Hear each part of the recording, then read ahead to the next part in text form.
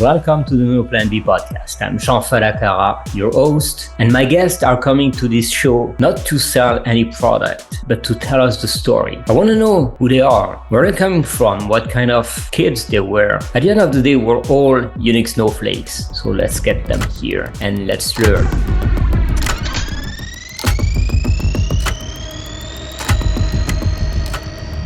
Welcome to the No Plan B podcast. Today, it's fantastic because we are going to talk about one of the things that I'm most passionate about, human performances.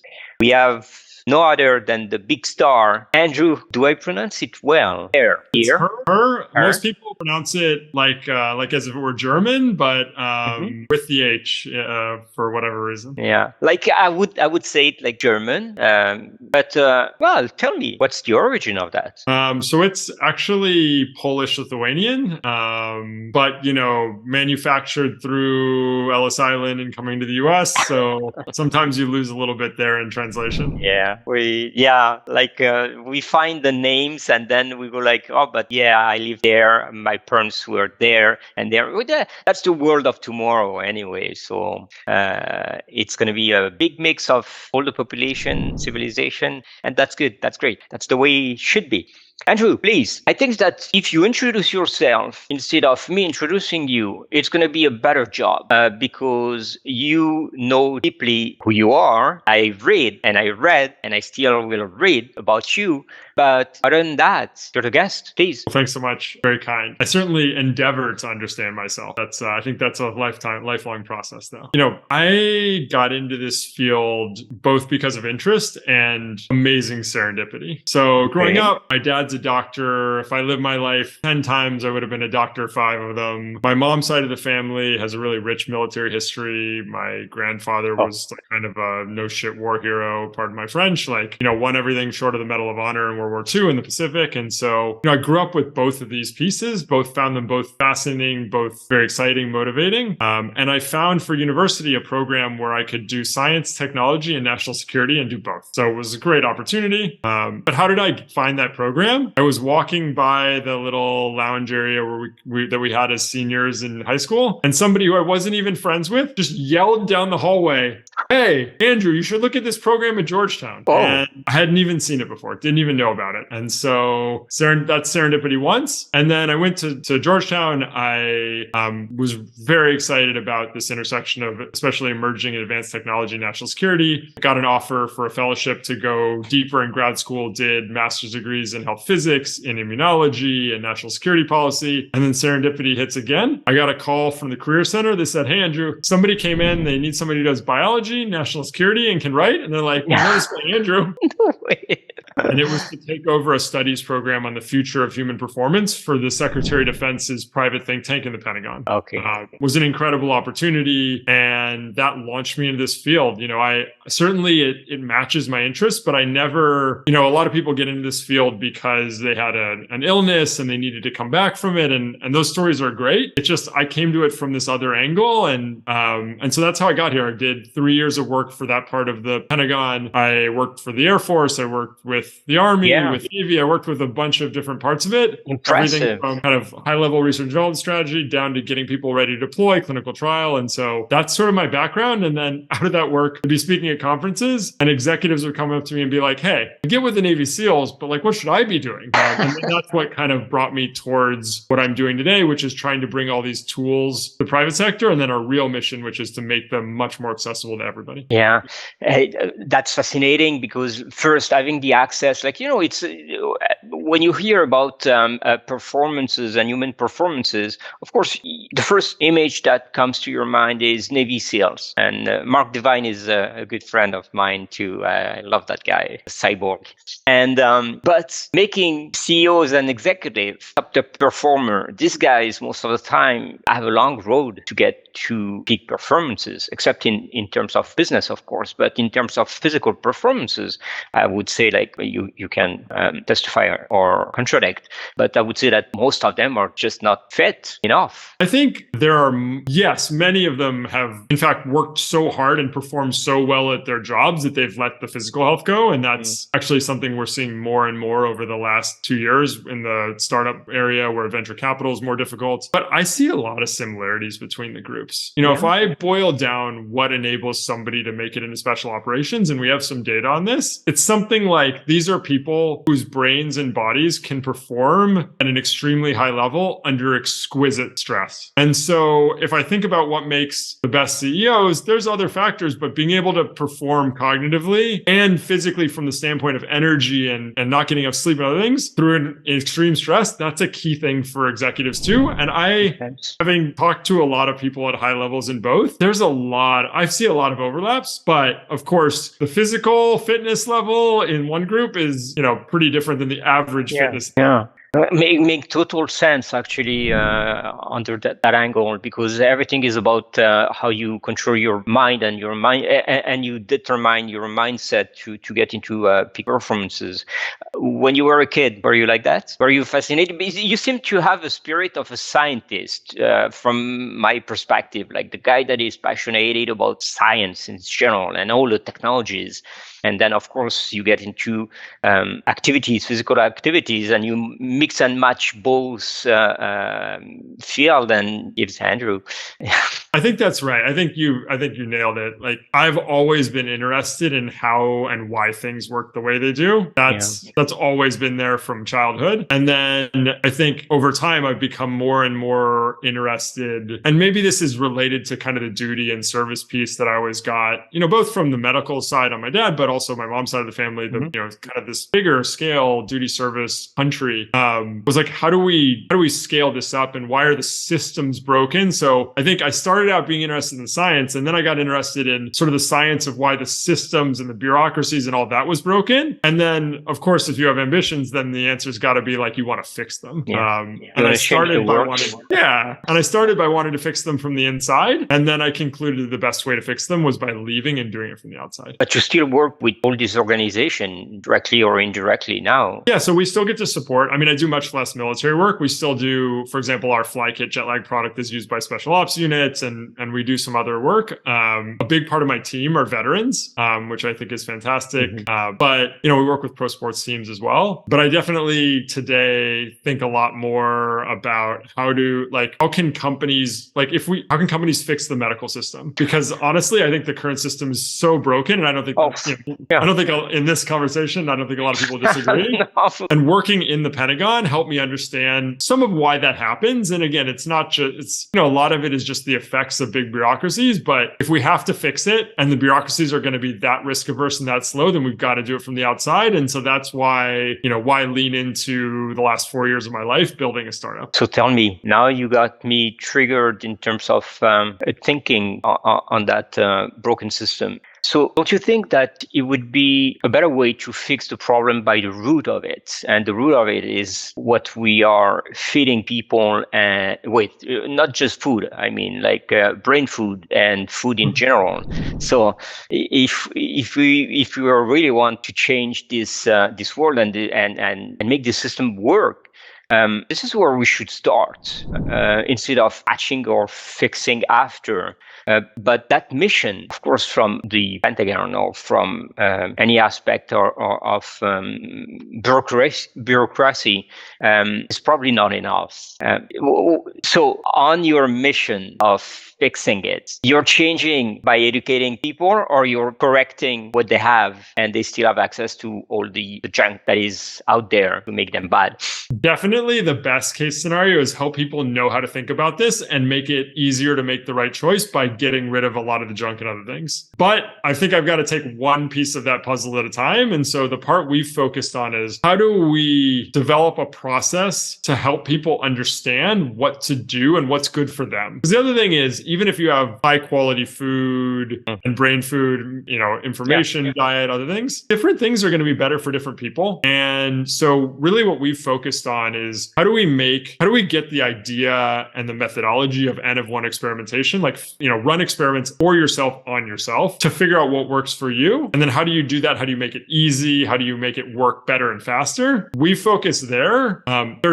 Because also once you get people doing things and recognizing that change can work, because most people have made changes and then nothing works, and they just subconsciously learn that nothing works. Once you get them, then they start to look at other things. Then they start to notice, hey, if you think in an experimental mindset, you start to notice every time I eat this junk or this sugar, I feel worse. Or hey, every time my kids eat this junk food, they're angry, they're snappy, their moods are low. And so I think we get some benefits on them making decisions about what's available to them. But I also am a huge fan of all the people out there working to clean up our food supply, change the incentives that give, tax breaks to like high fructose corn syrup and all this like insanity. Yeah. But yes, I think what we're focused on is like how to get people to understand how to take control of their health and performance, empower them to do it, and give them the tools to do it. So the first step to get involved into that process has to be decided to go that direction, because this is a struggle. Like many people would love to get that thing being on the top of their shape or performance or memory or learning or whatsoever. But they look at it in a way, oh yeah, but it's a hard, long road to go. And how do you convince them to get there? So I think you identified the two key parts. One is they have to decide they want it. And then two, it's got to feel accessible. It's got to be doable. They have to be able to make some progress and then eventually stick with it. Exactly. We currently cannot force people to want to care. Currently.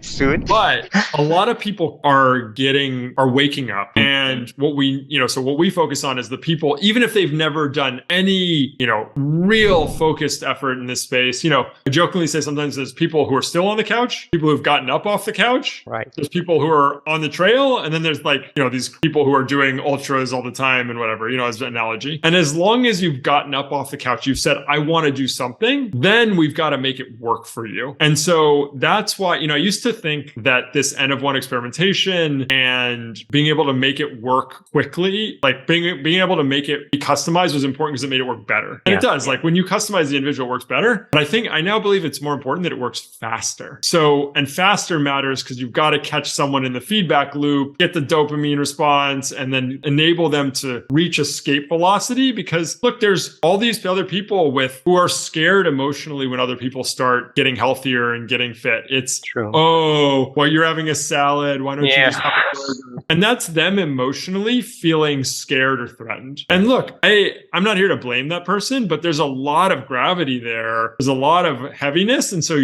you've got to help people do it in a way where they start to realize that they can and it's worth it. And then they can, like I said, reach escape velocity. So that's why, we not only like bring this kind of methodology, but our other focus is how do we collect the data to make it, to sort of figure out which experiments you should run first. Because we know we're never going to be able to have the data to tell you exactly the right answer. This is exactly what you need. Well, maybe someday, but that's very hard. But having the data to say, hey, you should probably start with this experiment. It's much more likely to work. We're already doing that and it works really well. And again, if one of your first 2 experiments, one of your first 10 experiments works, big difference.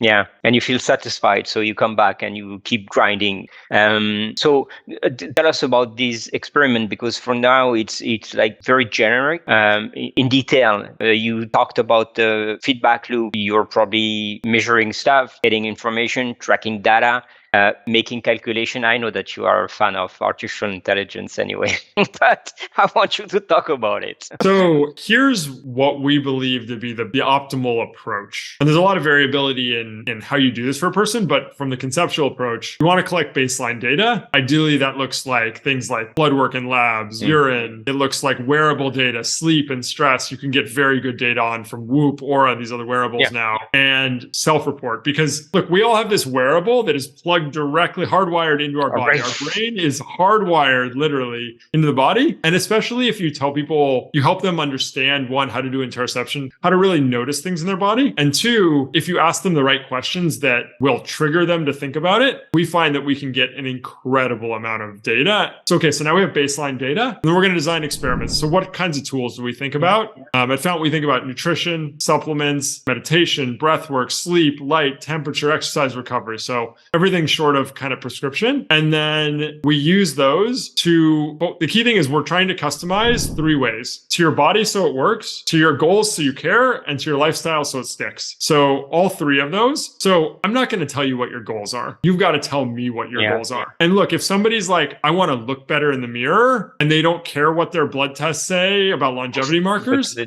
fine, let's get them looking better in the mirror. Oh, by the way, it all, each thing helps the other, of course, but like, hey, you want to have more focus and energy? Let's start there. Fantastic. We've never found somebody where you hit those goals and they feel much better and they're like, okay, I want to stop here. I don't want to do these other things. Like, all built. Okay, so baseline data, experimentation across picking the right tools at the right time, right intensity, and then using the data to say, okay, what worked? And also, even if it didn't work, what does the data tell us about where to go next? So that's the iteration. Those are the data pieces we're collecting. We're collecting them ideally at high fidelity, wearable, real blood tests, and then also high frequency. So, we can't do this for all of our clients, but in an ideal world, if you're looking at longevity markers, which many of you're going to need to do via blood test monthly, every 6 weeks would be great. Wearable data, obviously, you can get every night, and self-report you can get as often as the person is comfortable. So that's sort of the experimental methodology we're thinking about. We've found that we can do weekly experiment cycles that build into 3-week habit formation loops. And so tying together experimentation with habit formation is another big piece of this, because look, occasionally you get the client who comes in the door and they're like, I'll do whatever you ask, and they mean it. And God bless them, like they're the best clients to work with. It's very easy and comfortable. And but other people, very reasonably, they're busy. They have other responsibilities, their companies, their families. It's our job to make it work for them. And so how do you make it work for somebody? You use all the research on habit formation. You do habit stacking. You tie a new habit to an old habit. You do graded, introduction, where you're doing easier things first and then harder things later. And you do that over a period of several weeks. And when you tie both experimentation together with habit formation, then it's working and it's working. Yeah. So you're using a lot of neuroscience feedback in terms of implementation of those techniques and processes. To go back to the blood test and all these epigenetic testing and things like that, the price is going so low now, more and more. So we've seen the last 10 years, like a decrease of things factor 90% or something like that. So probably in the future, it's going to be accessible to everyone to get blood tests more frequently, and probably is going to solve a lot of problem too, because people will be aware. How many people in the street have not done any blood test in the last 3 years? Yeah, that's the thing. You mentioned one word that I do truly love, proprioception. That takes so much to get there. Most people are not even aware on when their heartbeat is going up. But when you get to the level you are, I understand what you mean. Like recently I was speaking about that, saying that I don't wear any biofeedback or tools anymore because I can feel everything by myself. So here in that case too. But to be honest, I had difficulties to explain to people how I went from having them to not having them anymore, not needing them. For your client, you equip them with these tools and you teach them to get to this perception of the self. What's the plan, technique there? Yeah, so 100%. My CTO of our company, Clayton, he loves to point out, I don't know if you spend time on Twitter or other places, there's this midwit meme where there's kind of the dumb person on the left, the bell curve, the like person who acts and thinks they're really smart in the middle, and then the person who's really smart on the far right. And it's like the person on the left in this version says, I just do what I feel like. The person in the middle says, you have to track everything and divide it and blog. And the person on the right says, I just do what I feel like.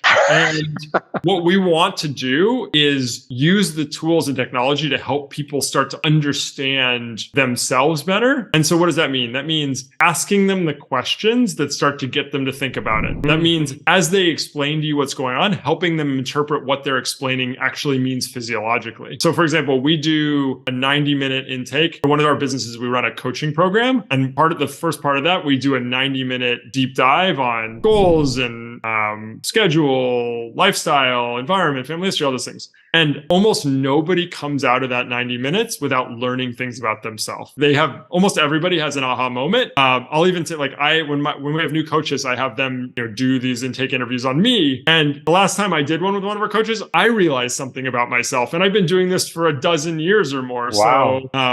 So that not only do the data points help that, but the coaching, we do one-on-one coaching so you can build a relationship. That coach asks you the right questions, helps you understand what you're saying means. And over time, our clients absolutely they're smart people. They start to make the connections. But it's very hard if you have never had someone explain, hey, that feeling is anxiety. Hey, we have some of our clients who've been drinking coffee for all their lives. And I don't have a thing against coffee. It just happens to increase anxiety in some people. And if you get them off coffee, they're like, I didn't even realize I was feeling that way. I didn't know that was a thing. Or, hey, like that pain you're noticing, that's bloating from like a food sensitivity. So now let's start, like, they didn't even realize that. So now they're going to start paying attention. When do I feel that way? What did I eat before that? So now they're starting to make the connections themselves. And that is obviously where we want to take them. We want to take them to such a high level that their brain is better than any wearable. Yeah, that's definitely the case. Yeah, it is. And for anybody on this planet, the brain is the best of the wearable if you know how to use it for that. Definitely. That is in terms of mind and perception and proprioception. Now let's jump into the physical performances because they're linked in a way or the other. Like you need to be, we say, fit in a way, but at least to be able to sustain some efforts to perform and to have a brain that works well.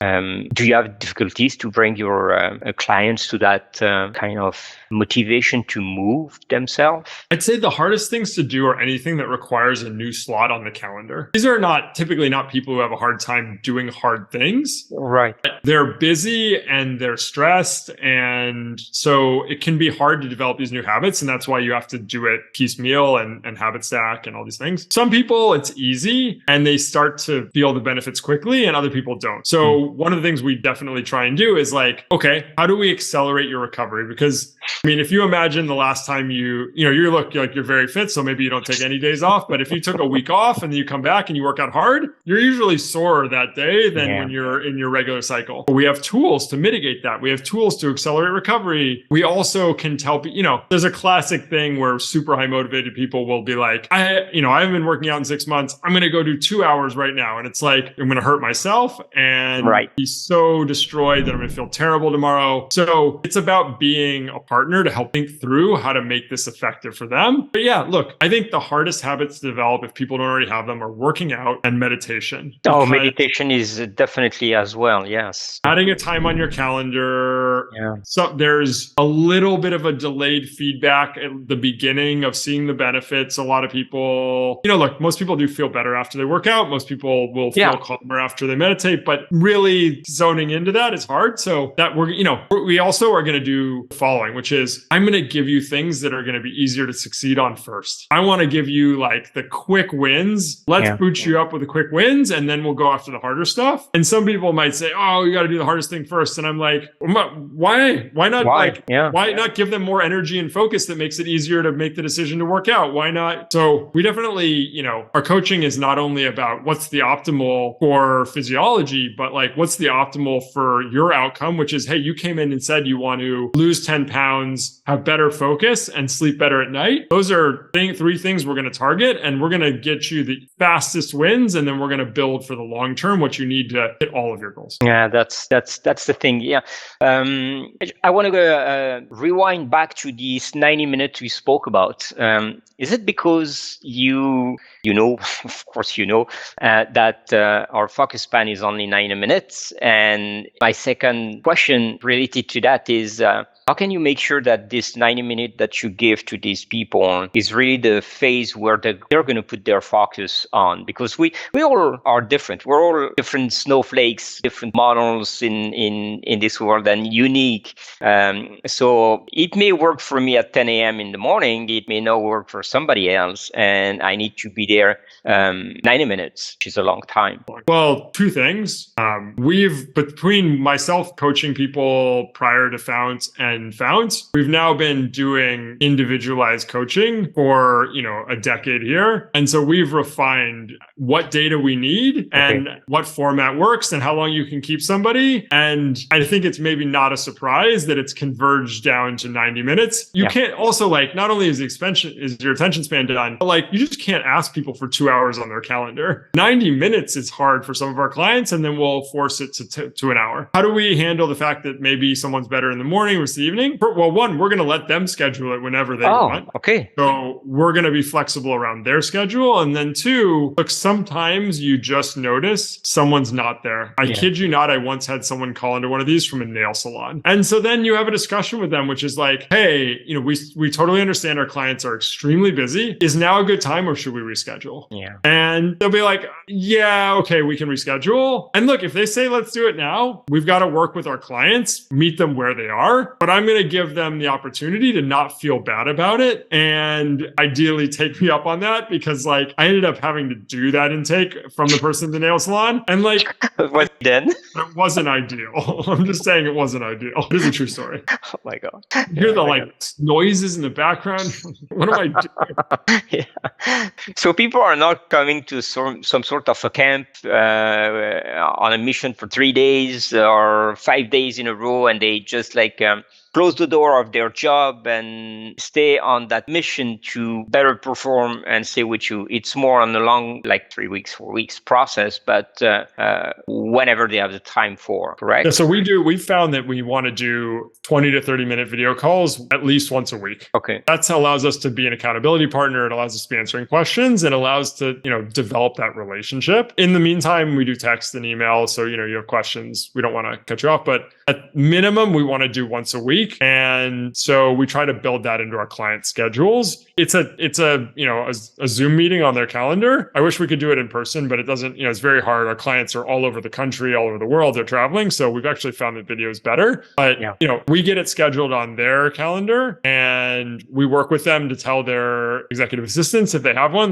this is a priority. And so it's all about getting the time, because with the time and a little bit of buy-in, we can change. Hey, if this isn't working, if meditation isn't working for you right now, even if it's the best tool in the world physiologically or cognitively, then it doesn't work. So we're going to figure out another tool. Or we're going to say, hey, you're having a hard time dropping into meditation. Yeah. Let's see what happens when we combine theanine before and then into meditation. Or let's see what happens when you do it right after you work out, when you have a little bit more focus and neuroplasticity. Or, hey, meditation doesn't work for you because you're tired and distracted. Let's go to breathwork, a little more active and many of similar benefits. Or let's go to a totally different protocol whatsoever. So, when you have a human coach, we can run those decisions and trees and think through and really customize. And then we are using AI, as you indicated, to build out that experience for people who can't afford a one-on-one coaching experience. Okay, got it. So listening at that, most of the tools that you're using, and we're going to dig into other technologies and techniques,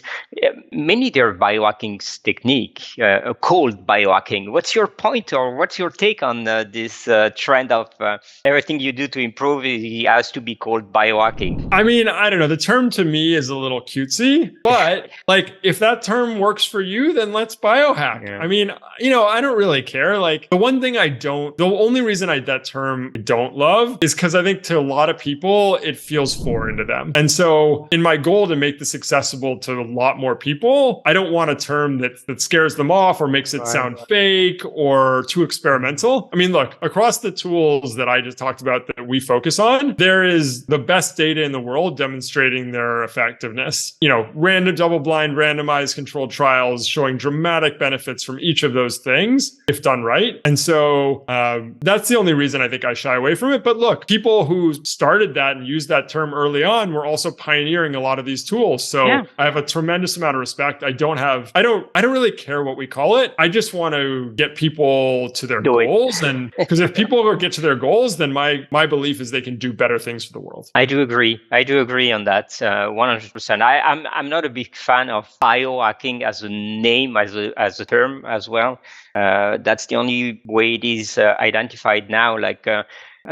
So in terms of these techniques, are you using any cold plunges? Yeah, which is usually it's a hard one to get people into that. Yeah. We definitely think about hot and cold. Love combining sauna and cold plunge if you have both and if you have the time. A cold plunge, I think what's interesting is cold plunge has less research than sauna, but that doesn't mean it doesn't work. It just means there's been less research done, but I think they probably work relatively similarly. You have a hormetic stressor, like a stressor that causes some kind of damage or stress on the body. And as a result, the body responds by building up more in a stronger way. This is how we respond to exercise. And heat is a stressor and cold is a stressor. And so we release heat and cold shock proteins. We remodel our vasculature. And so definitely for inflammation, I really like cold plunge. Yeah. For focus. Yeah. And it's a great tool also to learn to breathe, because if you get into a really cold one and you don't know how to breathe, if you can't breathe slowly, you're going to freak out pretty quickly. Yeah. I you know what? I think that cold plunges, I've read actually pretty much what was out there published in terms of results and studies and stuff like that. Some are contradictory, some are good. Inflammation is a fact, definitely. But I'm convinced that one of the best results of cold plunges is mindset, resilience. It's just that. And I challenge myself every day on cold plunges. Not every day, every 2 days, I would say. But I remember staying 10, 12 minutes. Now I'm just almost sleeping into it, 34, 40 minutes. And people are just what the hell? But it's just a question of breathing and a bit of meditation, of course. It's mindset buildup. Yeah, 100%. Yeah. And I think there's a psychophysiological aspect, right? So you experience a dump of cortisol usually. When I'm wearing a continuous glucose monitor, I can see when I got on the cold plunge. And by breathing calmly, by keeping calm, by recognizing there's no threat, you're training your brain that the cortisol dump is not always so a dangerous thing. And so I love not only the psychological, but also the psychophysiological interplay. If I can get 2 rounds of cold plunge and then cold plunge sauna, awesome. I feel so relaxed and good the rest of the day. Nothing could bother me. Yeah, no, and you sleep well at night as well. And it's all combined. On the cold plunge, I actually recently discovered some things by proprioception that I was feeling I listen to music, when I'm in cold plunges, and I'm trying to remember in my playlist how long is that song. So I make calculation and it keeps my mind busy during that time. But I feel my brain releasing probably serotonin or some sort of endorphins at the same pace as the frequencies or the waves of the music. It's incredible. That's cool. Amazing, right? And so by having that's the kind of proprioception that allows you to now you're not only helping yourself, but you're talking about now potentially making scientific discoveries using proprioception. Yeah. I certainly I can tell my sleep quality without a wearable. I wear one for certain experiments, but I know how well I slept. And I was testing a new supplement for workout recovery. It didn't work, but I noticed my sleep was meaningfully better. Oh. And we've now tried this in about a third of people, this supplement, which has never been tried for sleep by anybody. But for about a third of people, if you wear a sleep tracker, you get 20% more deep sleep the first night you use it. But what's crazy is a third of people who use it, nothing happens. And a third of people, their sleep gets worse. And so if you ran a clinical trial, you would find no effect. Some people help, some people hurt, some people in the middle. No effect. And so the only way to discover this was N of 1 and noticing. And I think I probably also had a sleep tracker on. So I also looked at the scores and was oh, wow, it really changed. But I just noticed it. Wow. Yeah, but that's the thing, and this is how we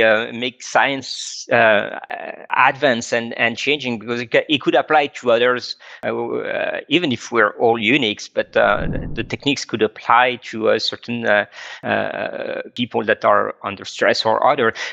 Talking about supplements, and techniques. Are you using any of these? Today we're talking about light and sound stimulation for the brain, or infrared stimulation, transcranial direct stimulation. I've been in between the guys that were testing the Halo Neuro from California at that time, and they worked very well. Is that something that you implement in your process as well? Or I've tried. I've personally also done some transcranial. of course, yeah. Like, why ask? But for our clients, we don't typically use it. I haven't been blown away by the long-term effects of those. And to do it right is either very expensive or requires a lot of precision, where you're putting the electrodes.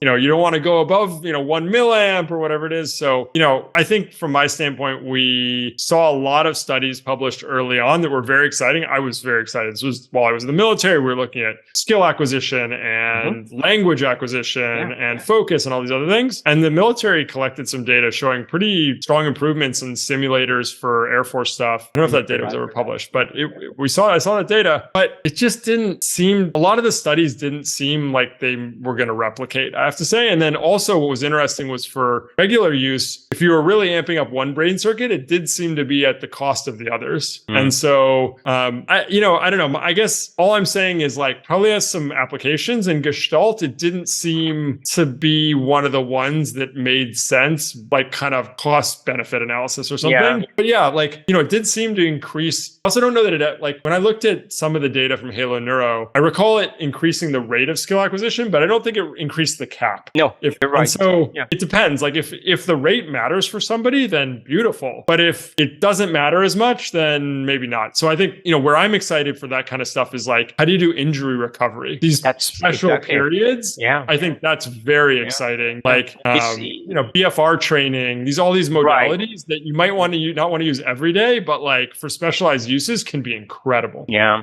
I think the future will be probably in light, sounds, and frequencies stimulation. And then you have this other side of the science that is really into the infrared brain stimulation. We see results in sickness, illness that are very life-threatening. But I think I was more thinking for you in terms of people are not capable of getting into meditation phases.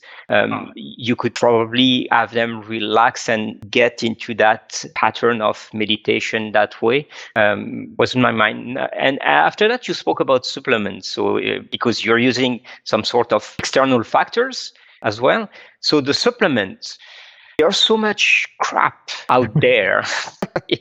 That you make sure.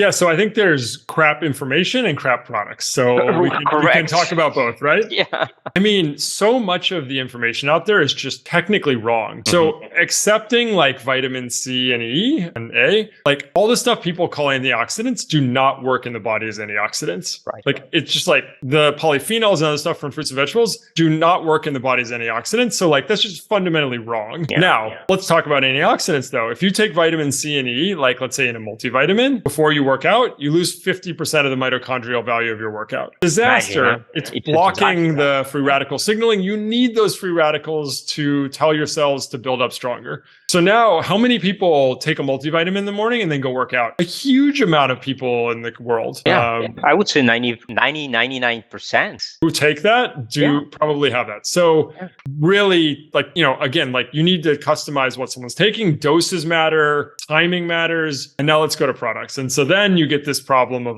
where does stuff come from? And so we either produce our own or work with trusted partners who we can look into their supply chain and their testing processes, certificates of analysis and things like that, to understand. And that's the best we can do. And, someday I would like to produce all our own, and that's where we're going. But obviously that's very expensive. But, we do work with contract manufacturers to do it. But we're going to do additional testing that is not required by law because we care that it works, one, and two, we care that it's safe for our clients. Yeah. Well, you know what? For me, I think that the best supplement is the one that you go on IV therapy. therapy. Looks, for some people can be really beneficial. We see a lot of benefits to people with oral supplements if done right, if targeted. We also see people come in, I kid you not, on 40, 50 things. 10 of them have overlapping and they're getting like unexpected. I've seen people come back with their blood test liver is damaged from the supplements they're taking. And it's like, okay, people, let's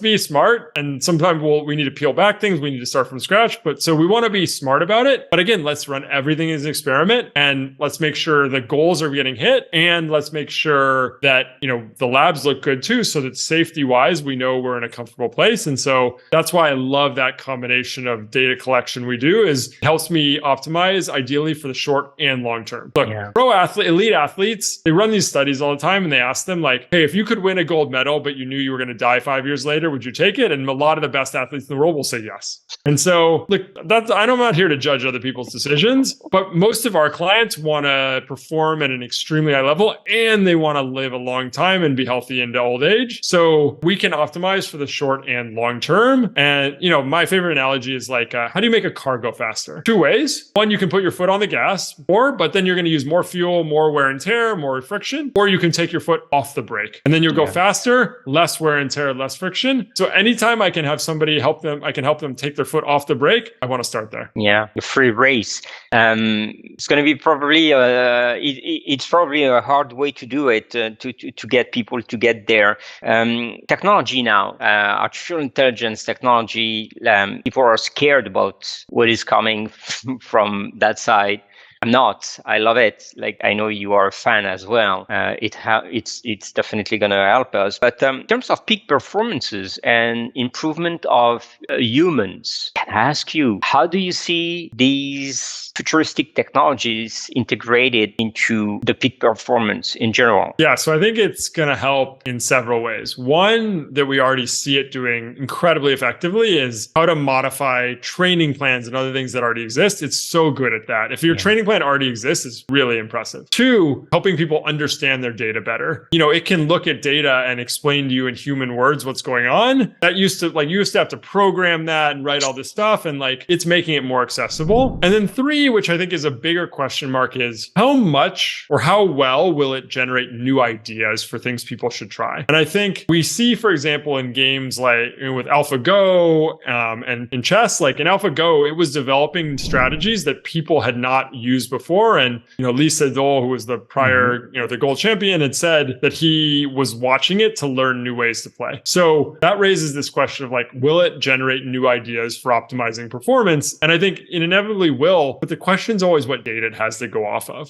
Go is a game with fixed rules. And it can play itself 10 million times, a billion times, and find all these different permutations. Yeah. But artificial intelligence has to work off some data, and almost all the data that exists today is garbage. So most of the studies out there are 20 people, 40 people, the statistics are questionable. The way it was run was questionable. I ran a clinical trial, and one of my big takeaways from it was it is much easier to run a bad trial than a good one. It is incredibly hard not to contaminate your data or break, or influence this group or that group and mess up the placebo stuff. It's so hard to do it right that I know a lot of it's not being done right. And I'm not even saying intentionally. I think it's just accidental. And then, so a lot of the data is garbage. And then we just don't have that much experimental data. We have all this correlational data. But the problem with that in health, as you know, is sure, it can generate hypotheses, but most of them are wrong. And it takes a long time to run the study to see if it's right. So that correlational data isn't that useful. It's not like in advertising where you can run, 1,000 ad tests in, 2 days and know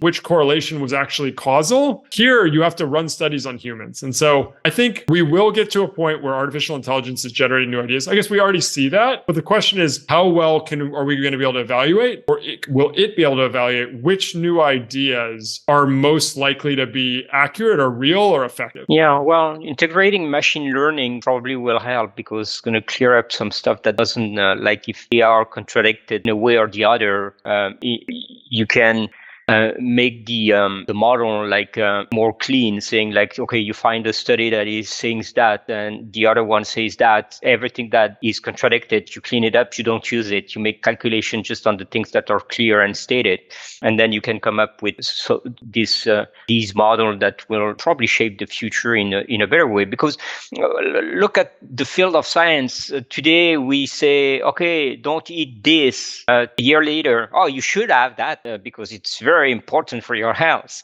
Totally, right? Eggs have cholesterol, but wait, that's not the cholesterol we're worried about, but this, but that. Yeah. I'm with you.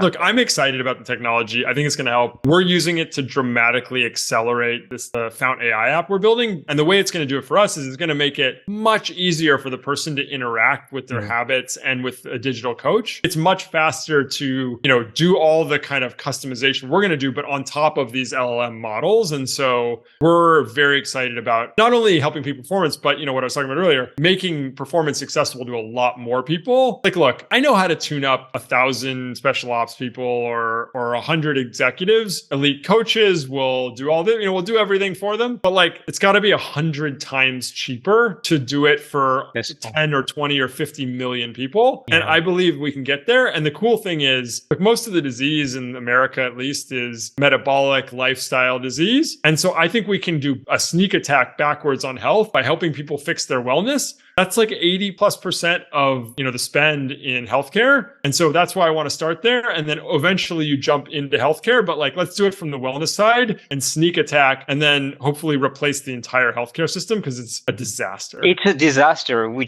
just looped back to the first topic of our discussion, actually, the healthcare system, which is perfect. So your goal is really to change the healthcare system, but change this planet, make it better. When did you start this company? So we're coming up on 4 years this month, which is amazing to look back at how much we've done, how much I've learned. And I think the cool thing is we're 4 years in, but the next 6 to 12 months are going to be, for me, more exciting than the entire 4 years before. We have this AI-driven app coming out, so much cool stuff. And that's the beauty of startups, is you can go fast. Yeah. And 4 years, it's already a major startup ramping up fast. This is the life of entrepreneur. The beauty of that is we're always excited about the future more than the past. Past is the past. We made it. Okay, we're there. But the future is beautiful, and I think the future of our planet is beautiful. Health optimization, of course, will make it way better. Now, but you see yourself in a few years from now, because you're improving others' life. Are you still improving your life? Do you have time for that? I work more than is optimal for some parts of my life. I will absolutely admit that. I'm totally driven by my mission, and I'm customizing for myself to my goals, and my mission's a big part of it. But I absolutely am constantly running experiments on myself. So one of the experiments I have coming up here is a much deeper dive into different types of meditation. So that's on my personal list coming up. Last year was a bit of a deep dive on single amino acid supplements and neurotransmitter precursors, and now a deep dive into certain types of meditation. I think, we have pretty good data. I had an intern work for me and review like 1,000 studies on meditation, and they're linked to performance. And can we start to say which ones are better for this and which ones are better for that? And I'll tell you, the most interesting to me, the best takeaway from that entire project was that there are absolutely types of meditation that give you more creativity, and absolutely types of meditation that give you more focus, but they're not the same kinds. And so from there's also types of meditation that can help relationships more than others. For example, loving kindness meditation, others. So that's I'd say from starting this summer, my next big experiment is around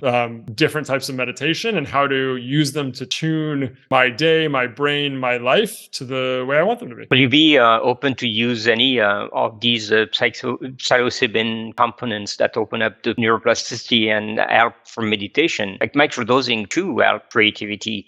It's becoming more and more popular, and it's becoming more and more scientifically backed up as well. We're opening a door there at the same time for many people that have never had access to this state of mind. Is it something that you'll be looking at as well? Yeah, it's something I am personally open to. Okay. I think psychedelics are incredibly powerful tools, and like any powerful tool, they can be used to really help people, and they can also, if used wrong, probably hurt some people. So I'm not the person out there who says these are like the solution for everything. But look, I absolutely see the benefits of them. The research is quite clear, but set and setting, like what's the mindset you have going in? What's the setting you're doing it in? Are you like, for me, look, I'm decently physically active, but like I'm not built to be a ditch digger. My golden ticket that I've been blessed with, like, my mind is how I do my work, is how I make my impact. And so I want to be careful not to mess up my mind. And so my first forays into these areas have been working with people who are absolute experts, because using a powerful tool, why wouldn't I want to work with somebody who's an absolute expert in this? And then I've learned a little bit about myself and feel more comfortable with it. So yeah, I think psychedelics are an incredible opportunity if used smartly. And I think they can absolutely be used smartly to help all the full spectrum from illness to performance. Yeah, 100%. Yeah, I include that in illness and other things. Like, obviously work with a lot of military people and tremendous promise for helping people with these challenges, whether from military or from childhood or whatever. Yeah. Last topic, it's a funny topic. You think that robots will replace the military guys out there? You don't have to train them anymore. I think we already use a lot of robots. In a sense, a tank's a robot, and we have drones, we have these other things. The question is, how smart are the robots going to get? And how good? I have to say, and I haven't deep dived into this, so I don't actually know the answer. But like, it feels like compute and AI is going faster than the quality of the robots. And so I don't actually know why bots seem less dexterous than other things. But all that to be said, yes, we're going to use more and more of them. That trend is both clear and obviously valuable. So my question is, how do you integrate the intelligence? And do you want to have, when is the robot and the system making the decision? When's a human? And, I think there's some areas where we already give that fully to the system. So, if you're doing hypersonics, you don't have a decision. If you have to make a decision sub-microsecond, you just, like, as a human, you can't. No. And if you need to read 10 million pages of documents, you can't have a person do that. You might not even have enough people to do that. So you're going to have to give that to a system. And so where I'm really interested in is, like, humans tend to be best on the seconds to minutes to hours timescale in high complexity situations. And so I'm very interested in what's the interaction between AI and humans in that timescale in high complexity interactions. That I'm very interested in. Yeah, and the high complexity interaction means, in a way, that is more philosophical empathy and compassion. Sometimes, for sure. But of course, look, ChatGPT can talk to people. Honestly, at a level, like, I think anyone who says it doesn't pass the Turing test, that seems silly to me. Yeah. Maybe the Turing test isn't the right test, but like, when you're talking to it, it reasonably seems like a human. Absolutely. I do agree. I use it every day.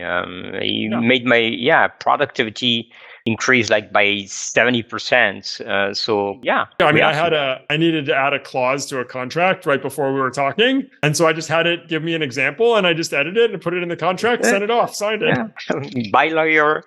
I have some good friends who are lawyers, but I would love nothing more than to get rid of 95% of my spend on legal. Yeah. It's such a brutal thing for startups, and it's ridiculous. Anyways, that's it's true. Pet peeve of mine. Yeah, I agree. I've been there so many times, struggling with that and messing it up because I didn't want to spend money on legal.